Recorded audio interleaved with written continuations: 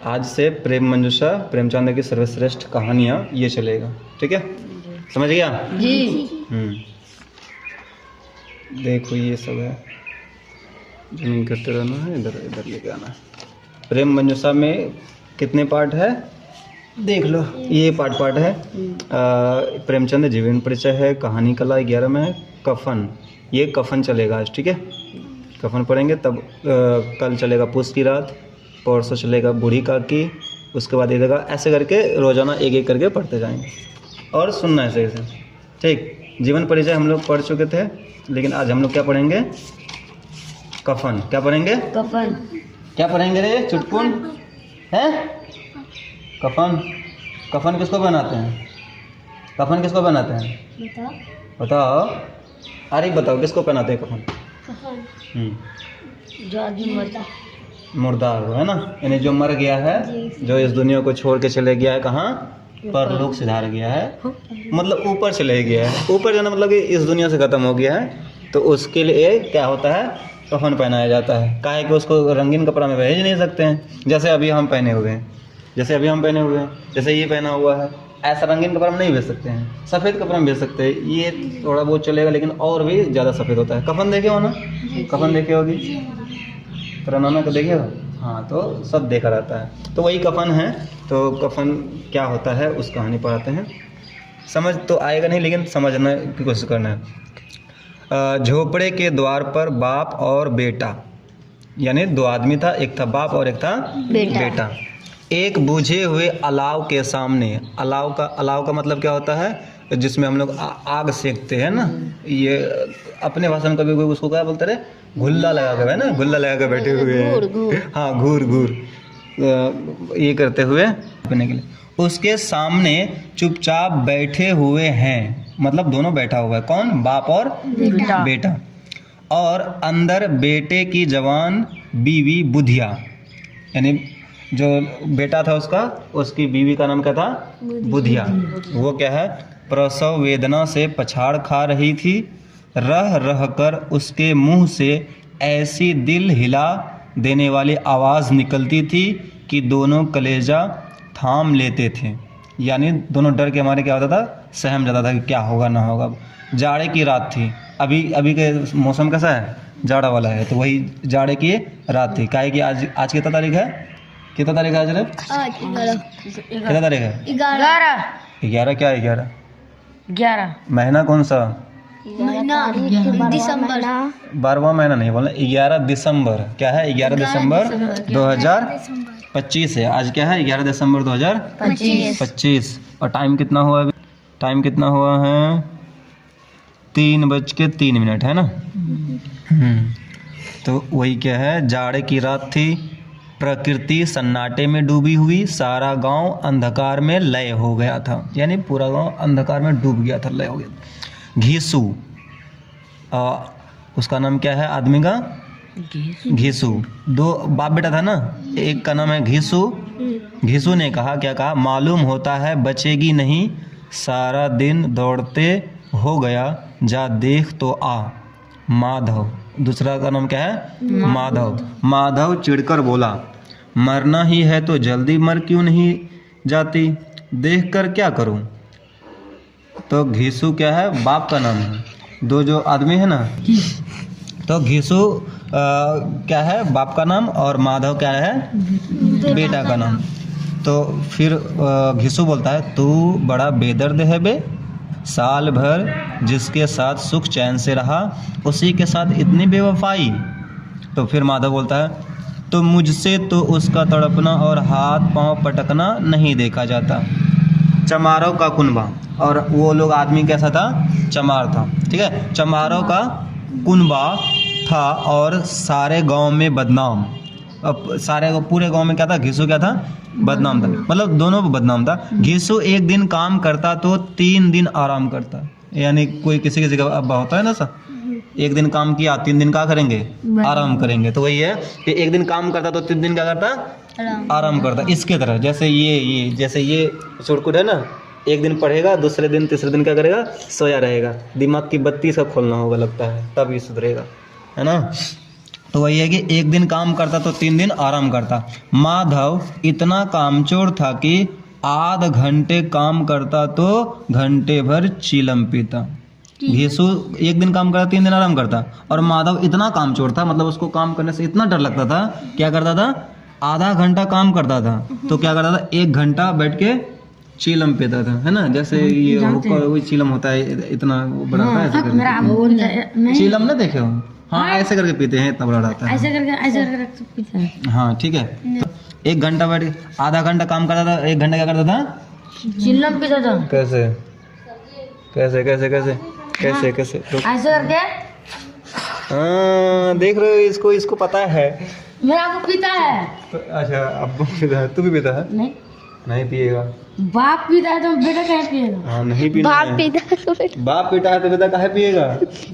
अब्बा को भी समझाएंगे नहीं पीना है, बाप को समझा रहे हैं ना, अब्बा को भी कहना है कि नहीं पीना है, ऐसा नहीं करना चाहिए, ठीक है? ठीक है, समझ गए। हाँ चलो आगे आओ।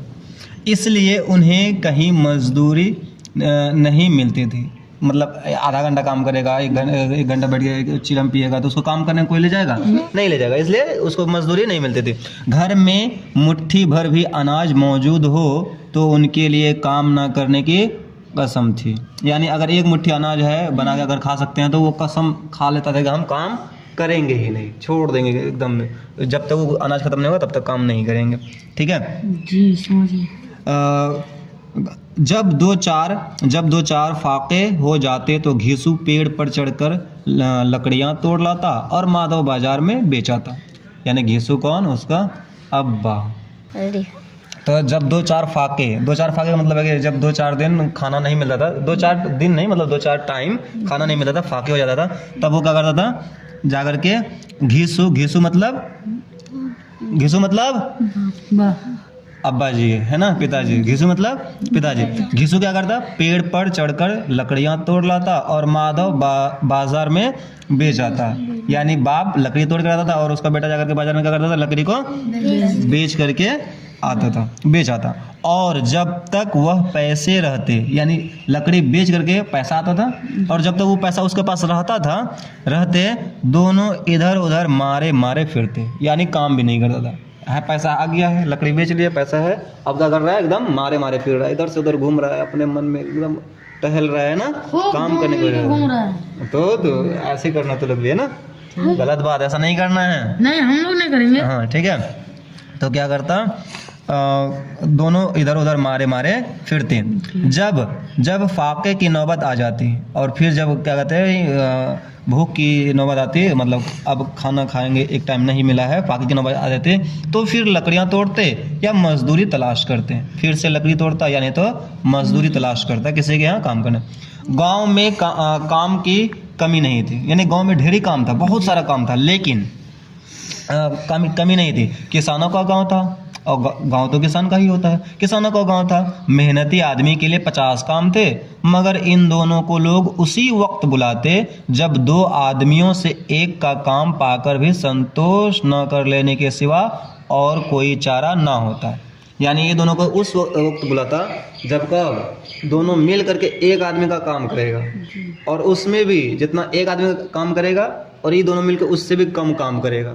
अगर ऐसा करना है तब वो दोनों को बुलाओ, नहीं तो मत बुलाओ, ठीक है। जैसे अगर किसी को ज़रूरत पड़ा एक आदमी की, तो एक आदमी को बुलाए, आगे काम कर दिया, लेकिन मान लो पूरे गांव में कोई खाली नहीं है, वही दोनों बचा हुआ है, तो दोनों को बुला के लाओगे ना, तो जो वो अकेले एक आदमी करता था वो दोनों मिल के उतना ही काम करेगा या उससे कम ही काम करेगा, लेकिन उससे ज़्यादा नहीं करेगा। हाँ, 2 आदमी मिल के एक आदमी से भी कम काम करेगा, तब बुलाओ उसको, और फिर आएगा भी तो ऊपर से।